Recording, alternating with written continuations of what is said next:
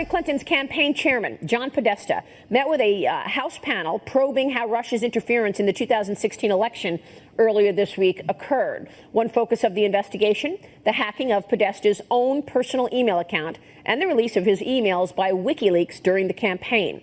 In recent days, President Trump has accused former President Obama of doing too little to address Russian cyber activity while he was still in the White House. Joining me right now is the former chairman of Hillary Clinton's presidential campaign, John Podesta. John, thanks so much for joining us this morning. Good to have you on the program. Good morning, Maria. So you met with the Senate Intelligence Panel as part of this investigation. What can you tell us? House Intelligence. What can you tell us about that meeting? Well, they wanted to know essentially what had happened to me and what the effect of was on the campaign, the Russian interference in our democratic process, and they're probing what actually happened, whether there was collusion, and what are we going to do about it. They asked me not to get into specific questions that they asked me and my specific answers, but in general terms, they're taking a bipartisan look at this stage.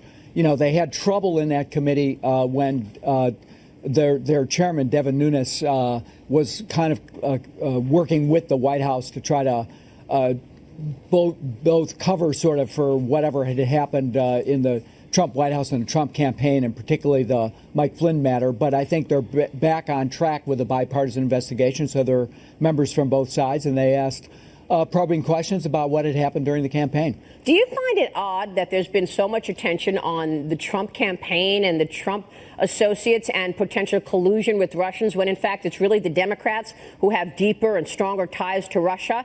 I mean, John, I've got to ask you about your own situation, your ties to Russian entities. You joined the board of a small energy company in 2011. 2 months later, a Russian entity directly funded by the Kremlin invested $35 million in the company. You were given 75,000 shares in a Russian company, which you failed to disclose when you became an Obama associate. Maria, that's not true. I fully disclosed and was completely compliant with. And by the way, I divested before I went into the White House. But where did you divest it, John? A lot of people feel like you divested it to your adult children.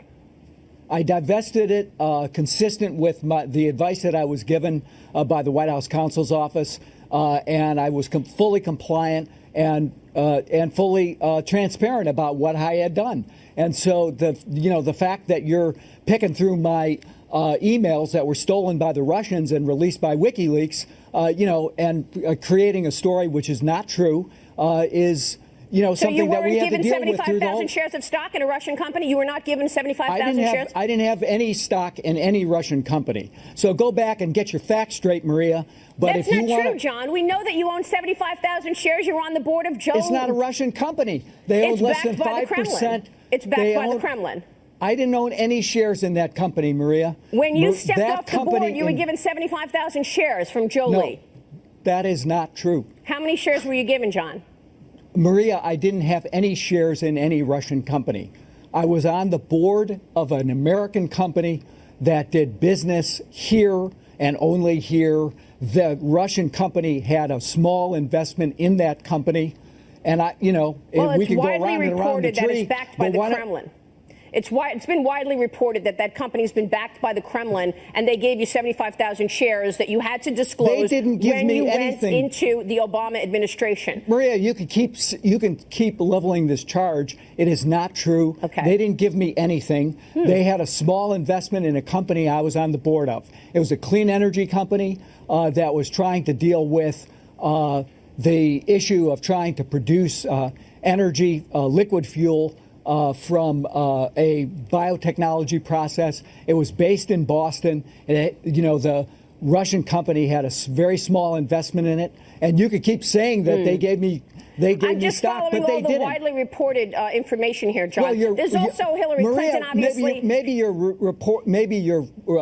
looking at widely reported information from InfoWars. No, I'm not. But it is not No, I'm not. true. This is Politico. This is the New York Times. This is the Wall Street Journal. No, it's That's not. what I'm looking at, John. No, it's not. Then Maria. there's Hillary Clinton. Then there's Hillary Clinton, of course, we know, who got $100 million from Russian companies after she allowed that Russian company to acquire 20% of the U.S.'s uranium. So the point I'm making here, John, is that there's much deeper ties to Russia on the Democratic side than there are on the Republican side. And it's just a head-scratcher that this has been taking all the oxygen out of the room over Trump, when, in fact, it's been your team that has been in bed with the Russians.